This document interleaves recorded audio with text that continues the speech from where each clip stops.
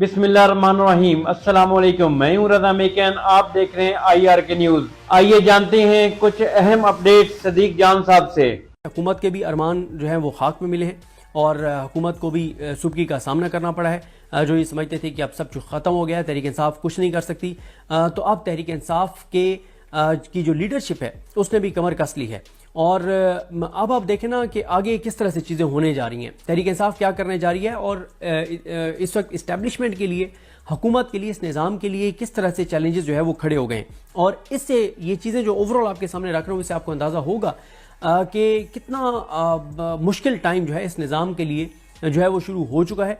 और अगर तहरीक इंसाफ ने मोमेंटम पकड़ लिया और इसे थोड़ी सी आगे बढ़ा दी एग्रेसिव अंदाज में, तो इस निज़ाम के लिए खासी मुश्किलात जो हैं वो खड़ी हो जाएंगी।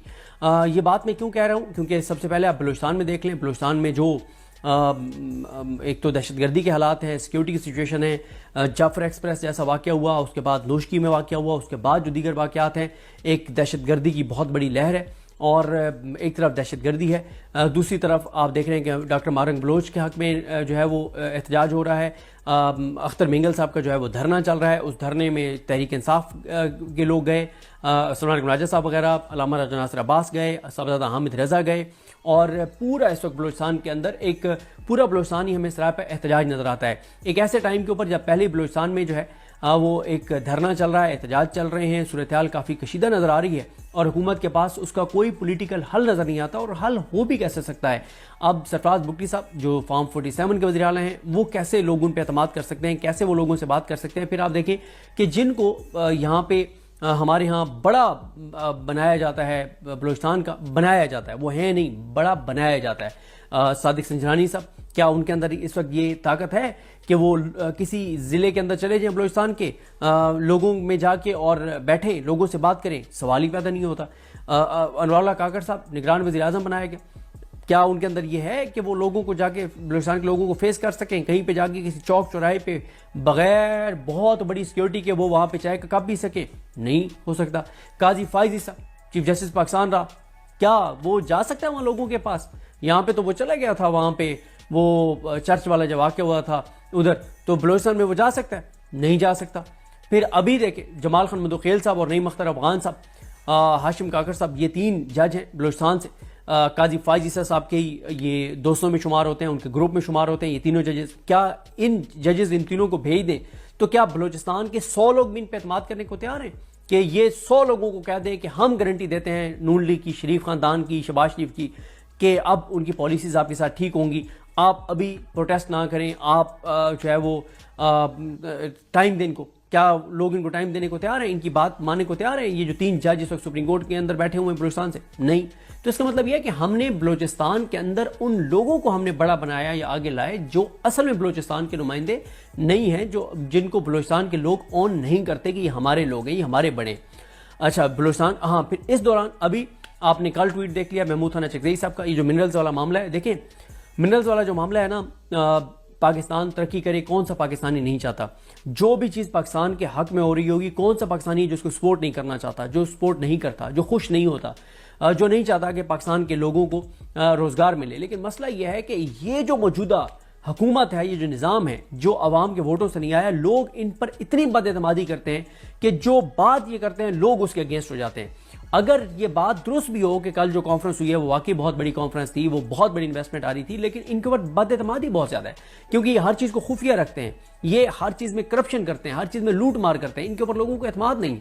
वरना बिल्कुल पूरे पाकिस्तान के लिए खुशी की बात है कि अगर मिनरल्स के मामले में अगर पाकिस्तान में इन्वेस्टमेंट आ रही है तो हर पाकिस्तानी के लिए खुशी की खबर होनी चाहिए। लेकिन मसला क्या है कि इन पर कोई एतमाद करने को तैयार नहीं है। लोगों को लगता है कि ये डाका डाल रहे हैं, फिर ये झूठ बोलते हैं, ये सच नहीं बताते, ये मुकम्मल तफसीलात नहीं बताते कि कौन सी कंपनीज आ रही हैं, क्या उनके साथ तय हो रहा है, बलूचिस्तान के लोगों को क्या मिलेगा, उस इलाके के लोगों को क्या मिलेगा, कुछ नहीं ये बताते, हर चीज़ को खुफिया रखते हैं। फिर उससे होता क्या है, अब आप देखें कि कल महमूद खाना चकजई साहब का बयान है जिसमें उन्होंने मिनरल्स वाले मामले पे कहा है कि हम इसको मुस्तरद करते हैं, हम अदालत में भी जाएंगे, हम ये नहीं होने देंगे। अब आप बताएं जो हालात हैं बलूचिस्तान की, कैसे हम वहाँ से कोई भी इंटरनेशनल फर्म आके वहाँ पे काम कर सकती है? जब तक आप मकामी लोगों को एतमाद नहीं देंगे, उनको एतमाद में लेकर, उनको साथ मिलाकर, और वहाँ पे जो कुछ चल रहा है दहशतगर्दी सूरत हाल, उसको आप कंट्रोल नहीं करते। ये है बलूचिस्तान के हालात। फिर आप KPK पे आ जाए, KPK के अंदर तहरीक इंसाफ जो है वो माहौल गर्म करने जा रही है। 6 को आपने देखा कि जानिसारा ने इमरान खान कन्वेंशन करवाया, मुराद सईद साहब ने बहुत कामयाब रहा। अब जो है वो फिर निश्तर हॉल में एक वहाँ पे जो तंजीम है वो वहाँ पे एक कन्वेंशन करने जा रही है। फिर इसी तरह से सबात में भी कन्वेंशन है और मर्दान में भी कन्वेंशन है।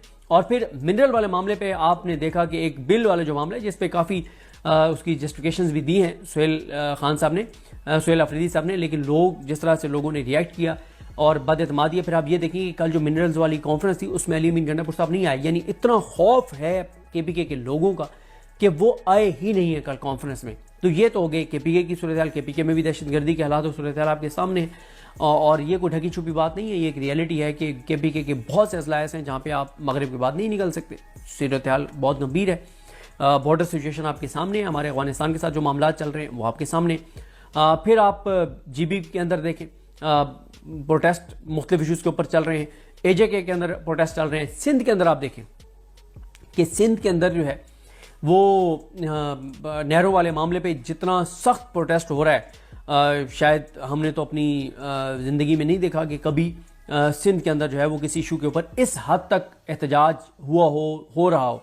और फिर जिस तरह से वहाँ पे रंगे हाथों पकड़े गए आसिफ अली जरदारी, जो उन्होंने मंजूरी दी नहरों की और जो वो नहरों के साथ हैं, नहरों पे काम शुरू हो गए और अब वो झूठ बोल रहे हैं कि नहीं नहीं ऐसी कोई बात नहीं, वो झूठ बोल रहे हैं। ऐसे ही है जैसे अमेरिका को कहते थे तुम ड्रोन हमले करते रहो और हम मजम्मत करते रहेंगे।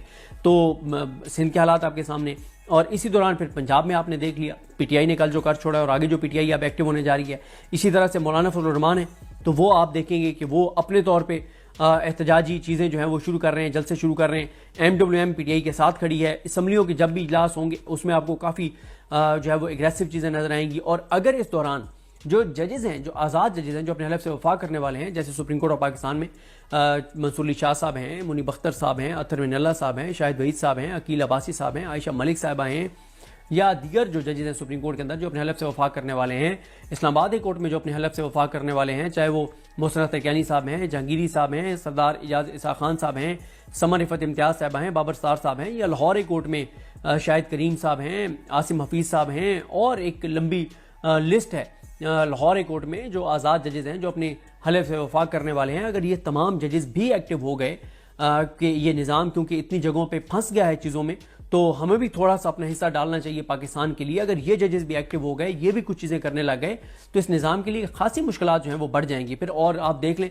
आसिफ अली जरदारी हैं तो वो बीमार हुए पड़े हैं, नवाज शरीफ हैं तो वो भी बीमार हो गए हैं। तो इस सारी सूरत हाल में निज़ाम बहुत फंसा हुआ है हर महाज के ऊपर, यानी हर सूबे में हर महाज के ऊपर ये निज़ाम जो है वो फंसा हुआ है। इंटरनेशनली आप देख लें अमेरिका में जो चीज़ें चल रही हैं वो आपके सामने है।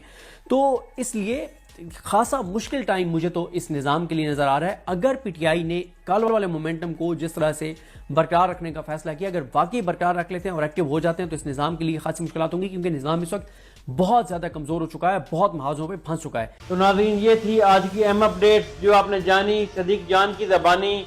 इसी के साथ अपने मेज़बान रज़ा मेकिन को इजाज़त दीजिए। अल्लाह हाफिज़। पाकिस्तान जिंदाबाद।